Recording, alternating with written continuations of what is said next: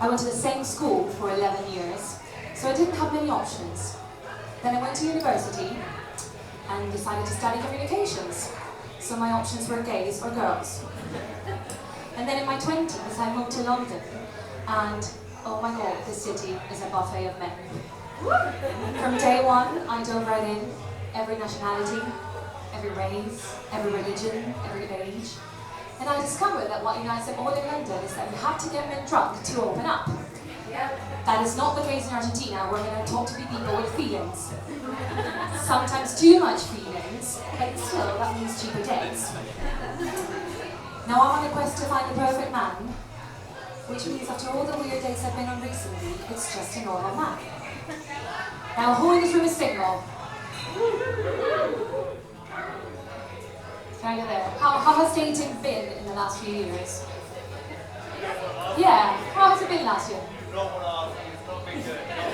I feel you. Yeah, but you know what? I still managed to date a lot during lockdown, which meant I ended up with COVID 3 times. The first time I got it from a Spanish man. Yeah, I was going on my first walking date. Exciting times. He was a very, very generous man. He brought a bottle of wine, but because we were walking, he didn't bring any glasses. So he thought we would drink straight from the bottle. Great idea in the middle of a pandemic. But you know, I was desperate, I didn't say no. And I didn't learn after that. I went on another date with a man. This time it was a park date, and he brought hash. He said he was struggling with lockdown anxiety, so he needed to smoke. But then he became super slow and fucking boring. So he was giving me anxiety. So I had to ask him for a puff. And that's, yeah, it's very likely that's how I got it the second time. The third time, let's just say the buffet was exquisite that week, so it could have been from 3, 4, never mind. My best dates have been with older men, those in their 40s. They are more relaxed, they got nothing to prove, their dicks are down growing, not their balls though, not their balls. Yeah, oldest I dated was 17 years older than me, and he ended it with me unexpectedly. But I took it really well, very mature. I just wanted to show him who the grown-up in the relationship was. And a couple of weeks ago, I heard he's getting double hip replacement surgery, which means I wore him out, and good luck to his new girlfriend.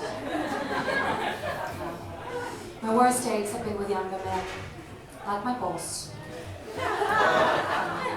He tried so hard to impress me, and then I had to try very, very hard to keep his penis up for 5 days. And it didn't work. Yeah, it wasn't my fault though. He said he was very nervous. He had been through a really, really tough breakup. But it's tricky now because we have to sit down in meetings together and spend time with each other pretending like nothing happened, which is true. Yeah. But you know, this year has been great because like things are going back to normal, which means I don't have to force the dating apps or be the office slut. So the other day I was at a bar, met this really beautiful man, and we exchanged a few words and then went on a date. But I immediately realized he was not for me. He's a tree surgeon. I'm a consultant in investment banking. His best friend is his dog named Ziploc. My best friends are humans. He doesn't plan, he lives in the moment. My diary is full of commitments or dates. And he despises everyone in the system, and I'm proudly enslaved by the system. So I just said I did fundraising for an NGO, and I didn't want to force it, I just wanted to get him to bed.